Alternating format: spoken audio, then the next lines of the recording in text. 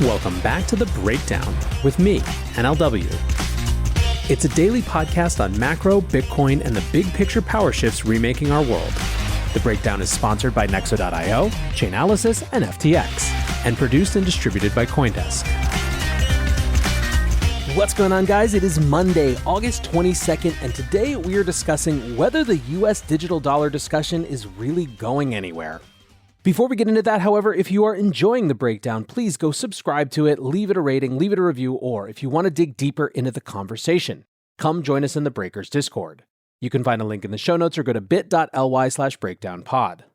Also, a disclosure as always, in addition to them being a sponsor of the show, I also work with FTX. All right, guys, welcome to a new week. Hopefully it starts a little better than last week ended.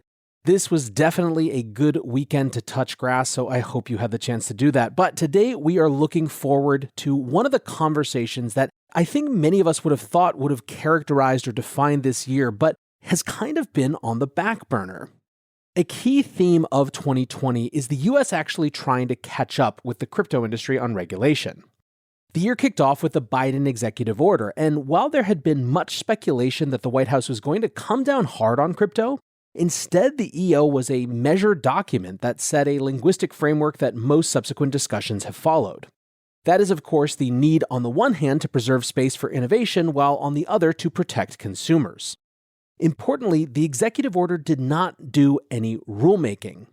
It was a document that was all about studying each part of this industry to try to come up with considered recommendations and to do so in a way that was truly cross-governmental and not subject to the same sort of agency infighting that we've seen characterize a lot of the regulatory discussion. Subsequent to the EO, we've gotten legislation like the Responsible Financial Innovation Act, which was a bipartisan act introduced by Senators Kirsten Gillibrand from New York and Cynthia Lummis from Wyoming. Now, the Responsible Financial Innovation Act was super comprehensive legislation. It really dealt end-to-end with a huge swath of this industry, but the challenge is that the more comprehensive the legislation, the harder it is to get through. It seems then that perhaps one of the secondary goals of the RFIA might have been to set a framework for other legislation around more discrete areas within the crypto industry. In other words, while the RFIA itself might not get voted on, other senators or congresspeople might take specific parts of that legislation, such as the idea of ancillary assets, which are somewhere in between a security and a commodity. However, I don't think that it's ancillary assets that are likely to see the first legislative efforts. I think that belongs to stablecoins. From a regulatory point of view, stablecoins have been higher on the agenda than many other crypto-related areas. There are a couple of reasons for this. A big part of it is that, in my estimation, the entire crypto industry smashed into view for most US legislators when Facebook announced its Libra project in June of 2019. At the time, the stablecoin industry as we know it was minuscule. Tether had a market cap of around $3.5 billion at the time, and USDC wasn't even really a thing.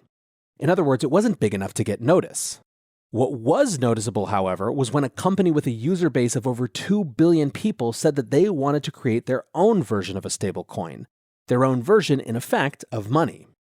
There were a few things that regulators reacted strongly to right away. First, Facebook was already persona non grata on the Hill. The Democrats were still angry about Trump's election and the potential role of Russian bots through Facebook in that process. Republicans, meanwhile, were angry about what they considered a growing trend of deplatforming conservative voices.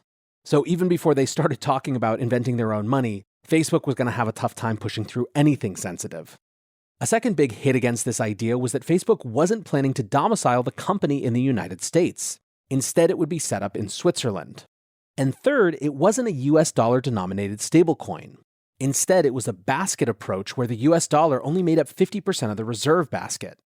This was similar, in fact, to what John Maynard Keynes had proposed as an alternative to the US dollar at Bretton Woods, a global reserve standard that wasn't tied to any one country's currency. Given how hard the US pushed for that not to happen then, it's no surprise that Congress and the Senate thought that this would undermine the dollar today as well. Anyway, we know how the Libra saga ended. Earlier this year, the last gasps of that project faded into nothing. Indeed, the lingering impact for the crypto industry itself is that some of the teams have gone on to form new layer ones like Aptos and Sui. But regulators never fully stopped paying attention to stablecoins. In the wake of that Libra announcement, the discourse of regulators went in two directions. The first was, how should we regulate stablecoins? And the second was, should we make our own stablecoin, aka a central bank digital currency? Many countries, China most notably, race towards their own sovereign CBDC. Why a country like China would want to be a leader in CBDC is an interesting and important question to ask. In the US, however, the history of financial innovation tends to be a hybrid of private sector innovation that gets brought into and formalized by the official system through the sanctioning of the US government. Given that, even if the US decided that it did want some of the benefits of a digital dollar, might it be that the better path than creating its own new digital currency would be in absorbing the existing USD stablecoin infrastructure that exists in the private sector? So with that background in mind, let's check in on the status of the discussion of a US digital dollar. And since one of the nicknames of that potential coin is FedCoin, let's start with the Federal Reserve. During a congressional hearing in June, Fed Chair Jerome Powell told lawmakers that a CBDC is, quote, something we really need to explore as a country, and that, quote, it should not be a partisan thing. It's a very important potential financial innovation that will affect all Americans. Our plan is to work on both the policy side and the technological side in coming years and come to Congress with a recommendation at some point. Interestingly, Powell directly addressed this idea of whether the existing stablecoin should be the digital dollar. He said, one question around CBDCs is, do we want a private stablecoin to wind up being the digital dollar? I think the answer is no. If we're going to have a digital dollar, it should be government-guaranteed money, not private money. This is the first time that I, at least, have noticed him dealing with that specific aspect of this. However, I don't think it's quite as binary as he's presenting here. In other words, the scenario in which something like USDC becomes a core piece of the official sanctioned digital dollar infrastructure would not likely have the same consortium of ownership and the same structure of ownership as it does now. In any case, America's slowness to really dig deep into CBDC kind of puts it out of sync with the rest of the world. According to the Atlantic Council, 105 countries representing more than 95% of global GDP are currently researching or developing CBDCs. However, so far, only 10 nations have launched some form of them, with all of those being currencies operating in small economies with very little float. The largest trial to date is the Chinese digital yuan, which is still mostly focused on domestic use. The Atlantic Council rates the UK and the US as the furthest behind in development of a CBDC among G7 economies. In a congressional hearing entitled The Promises and Perils of Central Bank Digital Currencies, held in July last year, Congressman Jim Himes recognized, quote, the long-term consequences if we lose our competitive edge to countries like the People's Republic of China. While more recently, Fed Chair Powell noted that the US should, quote, not cede its competitive advantage, we must not rush the process for the sake of simply keeping up. He pointed out then that despite all rumors to the contrary, the US dollar's dominance as the global reserve currency had not significantly decayed despite the lack of a CBDC or efforts towards a new type of digital dollar. These small snippets in some ways capture a lot of the discourse in the US around this issue. On the one hand, the US is undisputedly the global economic leader of the world, and the dollar has been the world's reserve currency since Bretton Woods, coming at the end of World War II. However, will we always be, and will the dollar always be? In times like these, security of your assets should be your number one priority. If you want to offset risk as much as possible and still stay in crypto, you need a trusted partner by your side. Nexo is a security-first company that manages risk by relying on mechanisms such as over-collateralization, real-time auditing, and insurance on custodial assets. Learn more about Nexo's reliable business model and start your crypto journey at nexo.io. That's nexo.io. Eager to make more informed decisions around crypto? Chainalysis is here to help. Chainalysis demystifies cryptocurrency by providing industry-leading compliance, market intelligence, and investigations support for all crypto assets for organizations like Gemini, Crypto.com, and BlockFi. Gain unparalleled visibility and maximize your potential with the leading blockchain data platform by visiting us now at chainalysis.com/Coindesk. The breakdown is sponsored by FTX US.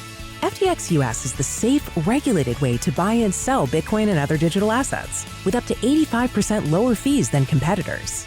There are no fixed minimum fees, no ACH transaction fees, and no withdrawal fees. one of the largest exchanges in the US. FTX US is also the only leading exchange that supports both Ethereum and Solana NFTs. When you trade NFTs on FTX, you pay no gas fees. Download the FTX app today and use referral code BREAKDOWN to support the show. Does China's pursuit of a central bank digital currency make us more likely to want a CBDC or less likely? Because the motivations that they have, which are perhaps less around efficiency and more around surveillance, strike us as somehow fundamentally misaligned with American values. In March of this year, the Brookings Institute framed the US as being caught in an innovator's dilemma. As the dominant incumbent in global currency issuance, the US faced off against more nimble disruptors who were adding features to rival products including private stablecoins and foreign CBDCs, which presents the US with a choice. Should it adopt the same technology path as rivals to compete, or try to snuff out competition using market power? What's clear is that right now, the US dollar's status as the global reserve is pretty secure. That means that there is no pressing and obvious need for the US to quote-unquote catch up with other nations' CBDC programs. Indeed, even those who think that the US dollar's status is in jeopardy are looking at much longer-term factors, like the weaponization of the dollar that came with Russian sanctions this year, much more so than any sort of technological competition around digitization. Just to put some numbers around the US dollar's dominance, the US dollar represents 60% of global reserves. It's one pair in 88% of global currency trades, 60% of international banking liabilities, and more than 65 countries peg their currencies to the US dollar. Outside of the Fed and that one hearing last year, though, have we seen anything else about a central bank digital currency in the US? In that Biden executive order on crypto, CBDCs were an important piece of the studies to be completed. The goal, as expressed by the EO, was to determine whether issuing a CBDC was ultimately, quote, in the national interest. At the time, the intention of various groups within the government that were already working on CBDC technology was to launch 5 pilot programs to test prototype systems. Since the EO, we actually haven't seen any major updates on these pilots, and it's unclear whether the EO had some sort of freezing effect on them. The research papers on the topic of CBDC development and deployment that were requested by the executive order are due back from Treasury and other agencies starting in mid-September. What's clear is that there's not consensus that it's a direction we should be going. One of the surprise narratives to some in the policy space has been the profound rejection of a CBDC from traditional financial institutions. Existing banks note that allowing the public to hold accounts directly with the Fed would disrupt their capital base, which of course would undermine the entire model of private banking that had served the US reasonably well for generations. In August last year, JP Morgan warned that a US CBDC could lead to an exodus of as much as 30% of commercial banks' funding base in the form of deposits.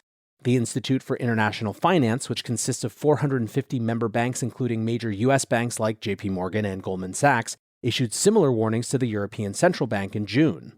They requested, quote, a clear qualitative and quantitative impact assessment of the range of possible designs of a digital euro, looking at the various risks to financial stability. Fabio Panetta, a member of the executive board of the ECB, admitted that responses to a CBDC questionnaire put out by the central bank had been, quote, not that enthusiastic to put it mildly. The Cato Institute, a libertarian think tank, put out research in July analyzing more than 2,000 responses to the Federal Reserve's call for public comments about a CBDC. It found that more than 2/3 of respondents objected to the idea. The main concerns were loss of privacy and damage to the US financial system. Nicholas Anthony, the Cato Institute's policy analyst, said, quote, the fact that 2/3 of the over 2,000 commenters are pushing back against the idea of a CBDC shows not only that this is not the niche issue it was a few years ago, but also that Americans recognize the very real risk a CBDC could pose to their financial freedom. So basically, on the one hand, you have banks who are saying, if consumers get the choice to hold their accounts with us versus holding their accounts with the government directly, a huge portion of them are going to find holding their money with the government directly to be more safe and more appealing than holding it with us. That's where the threat to commercial deposits that they're discussing comes in. Another entire separate critique is the ability that a central bank currency would give the government to surveil private transactions. On the flip side, supporters of a US CBDC have cited national security benefits in a race against foreign competitors, environmental concerns with printing physical banknotes, and the ability to improve trust in the financial system through increased transparency. Officials of the Fed, for their part, have definitely not taken a strong position and said clearly that they will not act without instruction from Congress and the White House. Thomas Cowan, who is part of the CBDC research team at the Boston Fed, estimated that it would take at least 5 years to implement a CBDC system. A white paper that team released in February actually laid out one of the directions that this could go then. By the time a US CBDC is issued, they wrote, regulated stablecoins could provide solutions that a CBDC may have been designed for, such as boosting financial inclusion, cutting transaction costs and settlement time, increasing access to USD, and even expanding the dollar's role as the global reserve currency. And that gets us back again to this question of whether even in the world where the US wants some of the benefits of digital currency, does it choose to go it alone or does it choose to tap into the existing private market infrastructure? This is probably part of the reason why, over the summer, it had seemed like stablecoins were going to take the priority role in legislation. At the same time, that urgency probably had less to do with the potential that stablecoins play a CBDC-like role in the US, and more to do with concerns of systemic risk. In notes from the July FOMC meeting, the Federal Reserve, quote, noted that these assets, including stablecoins, were subject to vulnerabilities such as runs, fire sales, and excessive leverage. While the recent turmoil in digital asset markets had not spread to other asset classes, these participants saw digital assets' rising importance and growing interconnectedness with other segments of the financial system as underscoring the need to establish a robust supervisory and regulatory framework for this industry that would appropriately limit potential systemic risks. Over the summer, it appears that there were lots of debates between Democrats and Republicans on potential stablecoin legislation. Reports have cited disagreement between those two sides on issues such as the level to which regulations needed to include consumer protections. Republicans were apparently focused on passing minimum viable regulations, which would focus on ensuring that stablecoin reserves were sound and credibly audited, while Democrats and the Treasury were pushing for more stringent consumer protections, including the segregation of customer funds to enable recovery in the event of bankruptcy. This matter has now been postponed until Congress resumes in September, but I still think it will be the first part of crypto that Congress really digs into. Said Congresswoman Maxine Waters, quote, although the ranking representative Patrick McHenry, Secretary Janet Yellen, and I have made considerable progress towards an agreement on the legislation, we are unfortunately not there yet, and will therefore continue our negotiations over the August recess. I look forward to coming to an agreement in the near future and marking up bipartisan legislation when we return. Still, as you can see, this really isn't stablecoins as a CBDC alt. This is about answering some very basic questions around stablecoins like who gets to issue them, what sort of disclosures and attestations do there need to be, are there going to be rules around what type of collateral has to back them, etc. I think the stablecoin legislation that we get in the fall, if we get legislation in the fall, will be around these topics. In the crypto community, it's pretty clear how people feel about CBDCs. I would characterize the average stance as being not just skeptical of them, but seeing them as a dystopian co-optation of what crypto and blockchains has wrought to the financial system. Eric Voorhees, the founder at Shapeshift, wrote, CBDCs are not solutions for consumers, they are solutions for the state. The problem they solve is simple. How do we monitor and control all financial activity among the populace? What's clear, I think, when we look at all of this, is that the US, by virtue of its place as having the world's reserve currency, is just not in a rush when it comes to figuring out the long-term role of a digital dollar. Elected officials feel, rightly or wrongly, that we have the benefit of time. I think that it's interesting that you have the Boston Fed, who has been researching this, saying that in the timescale it would take to implement a Fed coin, that many of the benefits of such a coin might be accrued from a better regulated stablecoin sector. I think it's interesting that Federal Reserve Chair Jerome Powell is actually addressing that issue directly now, even if at the moment he's saying that a government-owned currency is the only model that makes sense to him. In either case, I do think that when Congress is back in September, we will see legislation around stablecoins, and I think it'll be legislation that has a good chance of passing. It could be that bipartisan stablecoin legislation is exactly what's needed, in fact, to get Congress and the Senate to really focus on the rest of the issues around crypto brought up in more comprehensive legislation like the Responsible Financial Innovation Act. Whatever happens, I think the fall is going to be interesting, and 2022 and 2023 will continue to be the years that, for good or ill, the US gets crypto legislation on the books. For now, I want to say thanks again to my sponsors, Nexo.io, Chainalysis, and FTX, and thanks to you guys for listening. Until tomorrow, be safe and take care of each other. Peace. I want to tell you about CoinDesk's new event, the Investing in Digital Assets and Enterprises Summit, or IDEAS. The event facilitates capital flow and market growth by connecting the digital economy with traditional finance. Join CoinDesk October 18th and 19th in New York City for a 360-degree investment experience where you can source, invest, and secure the next big deal in digital assets. Use code BREAKDOWN20 for 20% off a general pass. You can register today at coindesk.com/ideas.